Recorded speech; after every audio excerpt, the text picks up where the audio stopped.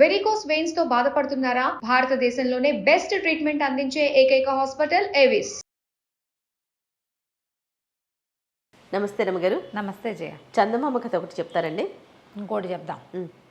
అదేదో ఒక ఊళ్ళో ఒక రాజుగారు ఉండేవారు. ఊరి పేర్లు పెట్టలేనబ్బా నేను. అంతేనా రమగారు? రాజుగారికి ఒక భలే అందమైన కూతురు ఉండేదట. రాజుగారు చాలా గొప్పగా ఉండేది, మా పిల్ల ఎంత అందగత్తో అని. అయితే చుట్టుపక్కల రాజ్యాల వాళ్ళందరూ మీ పిల్లని మాకివ్వండి మాకివ్వండి మాకివ్వండి అనేవాళ్ళు. అందం కోసం, ఆ అందం కోసం. ఆ అందగత్త అయిన అమ్మాయి ఏం చెప్పిందంటే, నాన్న తెలివి తక్కువ వాళ్ళకి ఇవ్వద్దు నాన్న, నన్ను తెలివైన వాళ్ళకి ఇవ్వు అంది. సహజం కదండి. వాళ్ళని వీళ్ళని ఏదైనా మాట్లాడితే ఏమిటి వీళ్ళు ఇలా ఉన్నారు వాళ్ళు అలా ఉన్నారు అలా అనిపించేది. కొంతమంది తెలివిగల వాళ్ళుగా కనపడేవారు, కానీ వాళ్ళు తనకంటే తెలివిగల వాళ్ళు కాదేమో అనిపించేది. సరే, ఈ లోపల ఊళ్ళో కూడా బాగా సంపాదన పరులైన వాళ్ళు, అంటే మంచి ధనవంతులైన వాళ్ళు, చిన్న రాజ్యం అది, అమ్మాయిని మాకు ఇవ్వండి రాజ్యాన్ని మేము సేఫ్గా చూసుకుంటాం ఇలాంటివి కూడా చెప్తుండేవాళ్ళు. చివరికి ఆయన గుళ్ళు మండిపోయింది. ఇలా కాదు, మా పిల్లకి స్వయంవరం లేదు, నేనే చెప్తా, నన్నెవరు మోసం చేస్తారో వాళ్ళకి నా పిల్లని ఇస్తానండి. నన్ను మోసం చేయలేకపోతే 100 కొరడ దెబ్బలు బడికి అని చెప్పాడు. అయినా సరే రాజకుమార్తె తాలూకు సౌందర్యం పట్ల ఆసక్తితోటి వారా వీరా వచ్చేవాళ్ళు రాజుగారికి ఏవో ఒకటి పిచ్చి మాటలు చెప్పి ఆయన్ని మోసం చేయలేక ఆయన్ని బోల్తా కొట్టించడం వాళ్ళ వల్ల గాక కొరడా దెబ్బలు తినిపోయేవాళ్ళు. క్రమంగా యువరానికి పెళ్ళవుతుందని ఆశ కోల్పోయారు జనాలు. రాజుగారు అతి తెలివి కలిగిన వాడు, ఆయన మోసం చేయటం అంత ఈజీ కాదు. ఎలాగా? సరే, ఈ ఊళ్ళో ఒక వ్యాపారస్తుడు ఉన్నాడు, మంచి డబ్బులున్నాయి ఆయనకి. ఆ పళాన 2-3 రాజ్యాలు కొనేయగలడు ఉన్న పళాన. అయితే ఆయనకి 3 అబ్బాయిలు ఉన్నారు. పెద్దవాళ్ళు ఇద్దరు మంచి చురుకైన వాళ్ళు. వ్యాపారం 3 పువ్వులు 6 కాయలు 16 పువ్వులు కూడా చేసి పారేశారు. 3వ వాడి పేరు బుద్ధుడు. వాడికి ఏం రాదు, వాడు ముద్దురా చిప్ప. ఏదో చేసుకుని ఆడుకుంటూ ఉండేవాడు. ఉత్సాహం లేదు వాడికి, ఏమి వ్యాపారంలో అసలు ఆసక్తి లేదు. సరే, లాభం లేదని ఈ రాజుగారు, ఈ వ్యాపారస్తుడు కొడుకులు అన్నారు, నాన్న నాన్న రాజుగారు అంతు చూసి మేము రాకుమార్తెను పెళ్లి చేసుకుంటామని పెద్ద అబ్బాయి వెళ్తానన్నాడు. అనేసరికి సరే పంపించాడు. ఆయనకి ఏంటంటే తన కొడుకుల తెలివి మీద చాలా నమ్మకం ఉంది.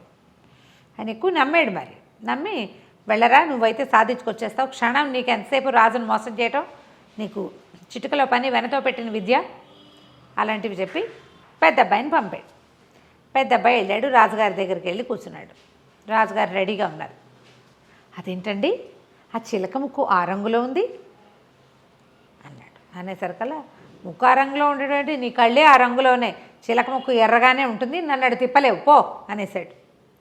ఆ చిలక ముక్కు ఆ రంగులో ఉందనగానే ఏది అంటాం మనం సహజంగా. పారలేదు, చిలకలు భలే ఉన్నాయి అన్నాడు. దానికి పారలేదు. ఆ బాతులు ఒక్క కాలు మీద నడుస్తున్నాడు, బాతులు ఒంటి కాలు మీద నడవటం ఏంటి? మన ఊళ్ళో ఉన్న బాతులన్నీ ఒకేలా నడుస్తాయి. ఇక చిలక లేదు, బాతు లేదు, ఎలుక లేదు, ఏం చేసినా ఆయన వినట్లేదు, పంపించేశాడు. 2వ వాడు కూడా నేను వీడికి 100 కొరడా దెబ్బలు విధించి 6 నెలలైనా కోలుకోలేని రకంగా చిత్తకొట్టి పంపించారు. 2వ వాడు కూడా ట్రై చేస్తానన్నాడు. 2వ వాడు ట్రై చేస్తాట, రాజుగారి దగ్గరికి వెళ్ళి కూర్చున్నాడు. మన దూరంగా ఉన్న కొండ మీద ఉన్న మొక్కలు నీలంగా కనపడుతున్నాయి. మామూలుగా ఆకుపచ్చగా కనిపిస్తాయి కదా, చూడండి నీలము ఆకుపచ్చ ఎలా కనిపిస్తుందో అన్నాడు. నేను చచ్చినా చూడను, నేను రోజు చూస్తా ఆ కొండకేసి. ఇవాళ కొత్తగా నీలంగా ఎలా అయిపోతుంది, ఏప్రిల్ ఫుల్ చేయడానికి నా దగ్గర ఈ ఆటలైన సాగమనేసాడు రాజు. అలా చిన్న మాటకి లొంగడు, పెద్ద మాటకి లొంగడు. వీళ్ళు కూడా రాజొట్టి పిచ్చివాడు అనుకుంటున్నారు, కానీ ఇలాంటి వాళ్ళని బోల్డ్ మందిని చూశాడు. వ్యాపారంలో తిమ్మిని బమ్మిని చేయటం వేరు, ఒక వ్యక్తిని బోల్తా కొట్టించడం వేరు. అంతేగా, అది స్ట్రాటజికల్గా వెళ్తుంది వ్యాపారం. మనుషుల్ని మోసం చేయటం జిత్తులు మారితనంతో వెళ్ళాలి, అది కుదరలా. సరే, వాడు కూడా దెబ్బలు తిని వచ్చేసాడు. 3వ వాడు నీ కూడా పోయేస్తాను నాన్న అనగానే వాళ్ళ నాన్న అన్నాడు, ఒరే మహామహులు వీళ్ళిద్దరూ, ఉద్దండ పండితులు, వాళ్ళే హ్యాండిల్ చేయలేకపోయారు, బుద్ధుడివి నీ వల్ల ఏమవుతుందని ఒట్టి తింగరవే తవ్వి, తింగరాడివి నువ్వు, నీ వల్ల అసలు కాదు, నీకేమీ రాదు, నువ్వు వ్యాపారమే పట్టుబడలేదు, నీకెందుకురా వృధాగా దెబ్బలు తింటావంటే, సరే ఆ దెబ్బలు ఏమిటో వాళ్ళిద్దరూ తిన్నారు, నేను తినపోతేట నేను కూడా తింటా అన్నాడు. అనేసి సరే బయలుదేరి వాళ్ళ ఇంట్లో వంకీకి చొక్కాలు అవి తగిలించున్నాయి. ఎప్పటిదో ఒక పాత టోపీ కుళ్ళాయి అంటారు దాన్ని, పాతపకాలపు భాష అంటే ఇట్లా నెత్తి మీద పెట్టుకుంటే ఇట్లా పక్కకి వేళ్లాడే తోకలాంటిది ఉంటుంది ఉందన్నమాట దానికి. కుళ్ళాయి దాని పేరు. పాతది డిప్పలా ఉండి ఇట్లా కోసుగా ఉంటుంది, కోన్లా ఉంటుంది, దాని మించి ఒక్క కుచ్చు వేళ్లాడుతూ ఉంటుంది. పాత కుళ్ళాయిని దుమ్ము దులిపి నెత్తి మీద పెట్టుకున్నాడు. అదెందుకు రా అన్నాడు వాళ్ళ నాన్న. ఏదో ఒక ఉపాయంలే అని చెప్పి కుళ్ళాయి నెత్తి మీద పెట్టుకుని వెళ్ళాడు. వెళ్తూ ఉంటే రాజాస్థానానికి వెళ్తుంటేనే ఒక కుండలమ్మి కనపడింది. అమ్మి ఎక్కడికి కుండలు తీసుకెళ్తున్నావు అన్నాడు. అమ్మటానికే నాయనా, ఇంకేముంది అంటే ఎంత మొత్తం అన్నాడు. అన్ని కుండలు కలిపి రూపాయి అని. 5 రూపాయలు ఇస్తా, నేను చెప్పిన పని చేస్తావా అన్నాడు. చేస్తానాయన, 5 రూపాయలు ఇస్తే ఎందుకు చేయను అని చెప్పి 5 రూపాయలు చేతిలో పెట్టి చేస్తాను. సరే నువ్వు నా వెనకాలరా అని చెప్పి ఇక్కడుండు నే కేకేసేదాకా రాజుగారి దగ్గరికి వెళ్ళాడు. రాజుగారి దగ్గరికి వెళ్ళేసరికల్లా కూర్చున్నారు. ఏరా అబ్బి, మీ అన్నయ్యలు ఇద్దరు అయ్యారు, నువ్వు దెబ్బలు తినడానికి వచ్చావంటే, కాదండి నా దగ్గర ఒక నెత్తిమించి కుళ్ళాయి తీశాడు. ఇది చూసారా, మహిమగల కుళ్ళాయి. ఇది ఎవరి దగ్గర ఉంటే వాళ్ళకి ఎదుటి వాళ్ళు మాట వింటారు. ఈ కుళాయిని మీకు చూపించడానికి తెచ్చా. కుళాయా, ఇదేంటి మురిగ్గా ఉంది మాస్టర్, దీని నిండా దుమ్ము, పాతది ఎప్పటిదో 10 ఏళ్ళ నాటిది, దీనికేం మహిమ ఉంటుంది అన్నాడు. ప్రూవ్ చేయగలనండి నేను అన్నాడు. ఏది ప్రూవ్ చేయి చూద్దామన్నాడు. సరే అదిగో దూరంగా చూడండి, ఆ కుండలమ్మే మనిషి కనిపిస్తోంది, నేను ఇక్కడి నుంచి ఓ కేకేసి కుండలన్నీ పగలగొట్టించేస్తా అనేసరికి రాజు అన్నాడు. ఏంటి నిజమా అన్నాడు. ఇదిగో చూడండి కుళ్ళాయి నెత్తి మీద పెట్టుకుంటున్నా, నేను నెత్తి మీద పెట్టుకున్నాక కుండల మనిషి నా మాట వింటుందన్నాడు. నెత్తి మీద పెట్టుకున్నాడు. పెట్టుకుని చప్పట్లు కొట్టి, ఓ కుండల మనిషి ఇటు కనపడు అన్నాడు. ఆ కుండల అమ్మావిడ ఇటు తిరిగింది, మొత్తం కుండలని పగలగొట్టాయి అన్నాడు. అనగానే ఒక్కోకుండా టపి 7 కుండలు పగలగొట్టేసి చక్కగా డబ్బులు తీసుకుంది కదా. రాజుగారు నిర్కాంతపోయాడు. ఓరిని, ఇంత సింపుల్గా మాట వినిపించచ్చా? మన దగ్గర మాట వినని ఘటాలు చాలా ఉన్నాయి. ఆ టోపీ తీసుకుంటే సరిపోతుంది, ఆ టోపీ నాకు ఇచ్చే అన్నాడు. అబ్బాయి నేను ఊరికే ఎందుకు ఇస్తానండి, డబ్బులకి ఇస్తానన్నాడు. ఆయన 10 అన్నాడు, 20 అన్నాడు, 30 అన్నాడు, 40 అన్నాడు, చివరికి 100 వరహాలకి ఆ కుళ్ళాయి అమ్మేసి, మురికి పట్టిన కుళ్ళాయి అమ్మేశాడు. అమ్మేసి ఆ డబ్బులు బొడ్లో దొప్పుకొని బయటికి వెళ్ళి నుంచున్నాడు. రాజుగారు ఆ కుళ్ళాయి తను పెట్టుకుని దారిపోయేవాడు ఎవడినో చప్పట్లు కొట్టి పిలిచి, అరే ఉన్న పళ్ళని దాని నుంచి దూకేంటే ఎందుకండి అన్నాడు వాడు. అనగానే ఈయనకి డౌట్ వచ్చి, వీడు నా మాట వింటలేదు. అక్కడి నుంచి ప్రతి వాళ్ళని పిలిచి ఏదో చెప్తాడు, వాళ్ళు ఏదో అడుగుతారు కానీ ఎవరు ఏమీ చేయటం లేదు. ఇప్పుడు సైనికులు వాళ్ళు అనుకో, రాజు చెప్పిన పని చేస్తారు, దూకంటే దూకుతారు, పొడువంటే పొడుస్తారు. రోడ్డును పోయే వాళ్ళు ఎందుకు వింటారు? అంతే. అక్కడి నుంచి ఆ కుళ్ళాయి తనకు పని చేయట్లేదని గమనించి ఓ సైనికుడు నెత్తి మీద పెట్టి, వరే నువ్వు ఏదైనా చెప్పు అంటే వాడు ఏదో చెప్పాడు. ఏ పని ఎవరూ చేయటల్లా.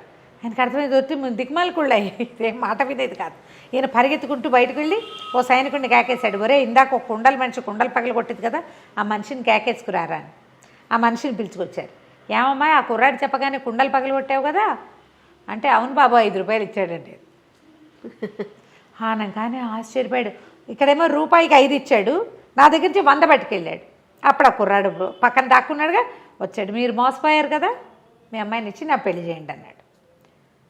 ఈ బోడి మొహంలో ఉన్నాడు, వీడికి ఎందుకు ఇవ్వాలనిపించింది ఆయనకి. అయితే ఏమన్నాడు, అలా కాదు, ఇంకొక పరీక్ష పెడతా. నువ్వు ఎలాగైనా సరే మా మంత్రి ఉన్నాడే ఆయనకి తెలియకుండా బలవంతంగా నా దగ్గరికి తీసుకురావాలి. తీసుకొస్తే నువ్వు మోసగించినట్టు, ఆయన మోసగించి నా దగ్గరికి తీసుకురావాలి ఆయనకు తెలియకుండా అని చెప్పాడు. సరే ఒప్పుకున్నాడు కుర్రాడు. అలాగేనండి అన్నాడు. ఈయన వెంటనే మంత్రికి కబురు చేశాడు. ఫలానా వ్యాపారస్తుడి 3వ కొడుకు బుద్ధుడు అనేవాడు నీ దగ్గరకు వస్తాడు, నువ్వు వాడి మాట వినద్దు, వాడు నీ దగ్గరికి రానివ్వకుండా నేను 100 మంది సైనికుల్ని కాపలా పెడతాను అనేసరికి సరే అన్నాడు. మంత్రి గారింటి చుట్టూతా కాపలా పెట్టారు, వాడిని లోపలికి రానివ్వరు. వీడేం చేశాడు, ఒక గోను సంచి తీసుకుని ఆ గోను సంచిలో కూర్చుని ఆ సంచితో సహా మంత్రి గారింటి ముందు దొరలటం మొదలుపెట్టాడు. మంత్రి గారింటి ముందు దొరలేసరికల్లా, ఎవడరా నువ్వు, ఏంట్రా ఇది సంచితో సహా దొరుకుతున్నావు అని మంత్రి గారు బయటకు వచ్చి అడిగాడు. అడిగితే మూట బొడదీసి చూశారు, వీడని తెలిసి. ఏమిట్రా ఇందులో కూర్చొని దొరుకుతున్నావు అంటే, ఇది జ్ఞాన సంచి అండి, ఇందులో కూర్చున్న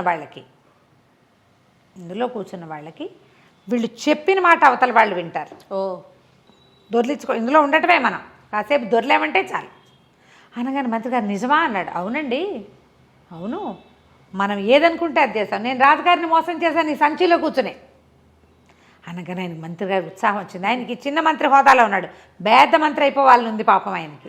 అందుకని ఏం చేస్తాడు, ఒరే ఉండరా నువ్వు బయటికి రా, నేను కూర్చుంటానని ఆ సంచిలో కూర్చోగానే వీడు మూతి కట్టేసి ఆ సంచి ఈడ్చుకుంటూ తీసుకుపోయాడు. ఆయన లబోదిబో ఆ సంచిలో. ప్రతివాడికి అత్యాస ఉంటుంది కదా, వీడి రాజుగారి దగ్గర తీసుకుపోయి సంచి బుడదీశాడు. అందులో నుంచి మరి మిడిల్ సైజు మంత్రి గారు లేచి నుంచున్నాడు. ఇదేమిటి ఈ సంచిలోకి ఎలా వచ్చిందంటే, అందరూ నా మాట వింటారని చెప్పాడంటే జ్ఞాన సంచి అన్నాడు, అందుకని ఎక్కానండి అన్నాడు. ఎలాగైనా మంత్రిని తీసుకురావాలి, సైనికుల్ని తీసుకెళ్ళి కాదు. ఇప్పుడు దొరికేశాడుగా. రాజుగారు ఏమన్నాడు, దీంతో అయిపోలేదు, ఇంకా ఇంకో పరీక్ష పెడతాను నీకు అన్నాడు. 3వ ట్విస్ట్. సరే అక్కడి నుంచి ఏం చేశారు, యువరాణి మందిరానికి రా నువ్వు కూడా అని చక్కగా తయారు చేయించారు వీడిని పెళ్లి కొడుకులాగా. అక్కడ 70 మంది అమ్మాయిలు ఉన్నారు, అమ్మాయి తాలూకు సేవకురాళ్ళు 70 మంది. ఆ రాజకుమార్తె ముందే చెప్పారు, రాజకుమార్తె ఎవరో నీకు చూపించాం. 70 మంది ఉంటారు, వాళ్ళల్లో రాజకుమార్తెని నువ్వు గుర్తుపడితేనే నువ్వు నీకు ఆమెతో పెళ్ళి, లేకపోతే నీ 100 కొరడా దెబ్బలు తప్పవు. సరేనన్నాడు. రాజకుమార్తెను గుర్తుపట్టాలంతే కదా. వీడేం చేశాడు, వాళ్ళ ఇంట్లో ఓ చించెలిక ఒకటి తిరుగుతూ ఉంటే ఎలుకను ఒకదాన్ని తోకపుచ్చుకున్నాడు. చిన్న సంచులు వేసి దాన్ని పట్టుకెళ్తే సరే రాజాస్థానానికి వెళ్ళాడు. అంతఃపురంలోకి వెళ్తే 70 మంది ఆడవాళ్ళు కనపడారు. అందరివి ఒకటే రకం బట్టలు. రాజకుమార్తె ఆవిడ సేవకురాళ్ళు అందరూ కలిసి వాకిట్లో నుంచునే వాళ్ళతో సహా అందరూ కలిసి ఒకటే రకం బట్టలు వేసుకున్నారు. ఈ గుంపులో రాజకుమార్తెను ఎక్కడ కనిపెట్టాలి? రాజు అన్నాడు, ఇదే నీ ఫైనల్ పరీక్ష. ఇప్పుడు కనుక నువ్వు కనిపెట్టావనుకో పెళ్లి చేస్తా, లేకపోతే భరతం పడతాను నీదే. సరే బాగుంది. ఇంతనబ్బా ఏం చేశాడంటే కాస్త అటు ఇటు చూసి సైనికులందరినీ పక్క పంపించండి, వీళ్ళందరినీ నేను చూస్తానన్నాడు. సైనికులంతా వెళ్ళి బయట నుంచున్నారు. ఓన్లీ ఆడంగులే నుంచున్నారు ఇక్కడ, ఆడవాళ్ళు మాత్రమే. వీడు ఏం చేశాడు, పక్కన చిన్న సంచి దోపుకొచ్చాడుగా, చిన్న చేతి సంచులు ఎలిక పిల్లని దాన్ని తీసి వాళ్ళ మధ్యలోకి విసిరేశాడు. అది చూసేసరికల్లా ఎలిక అది పడేసరికల్లా కేవ్వమని ఒక అమ్మాయికి స్పృహ తప్పి పడిపోయింది. మిగిలిన 69 మంది దానికి సేవలు చేయటం మొదలుపెట్టారు. వీడు పరిగెత్తుకుంటూ పోయి స్పృహ తప్పిపోయిన అమ్మాయి చేయించుకున్నాడు. ఈవిడే రాజకుమారి. బాగుంది. మిగిలిన వాళ్ళందరూ పనిచేసేవాళ్ళు, వాళ్ళకేం భయము, ఎలుకని చూస్తేను కుందేలను చూసి బొద్దింకని చూసి వాళ్ళు ఎందుకు భయపడతారు. అతి సుకుమారైన రాకుమారి మాత్రం ఊరికి ముందు మూర్చిపోయింది. అనేసరికల్లా రాజుకి ఇంకేం చేయాలో తెలియలే, తప్పించుకోలేమనిపించేసింది. సరే ఇంకప్పుడు ఏం చేస్తాడు, ఇంత తెలివిగలవాడని చెప్పి ఆ వ్యాపారస్తుడి కొడుకైన బుద్ధుడికి ఈ రాజకుమార్తెనిచ్చి పెళ్లి చేశాడు. అత్యంత తెలివితేటలు కలిగినటువంటి పెళ్లి కొడుకుగా ప్రకటించి వాడికిచ్చి పెళ్లి చేశాడు. కథ కంచికి మనం ఇంటికి. చాలా బాగుందండి. నమస్తే. నమస్తే.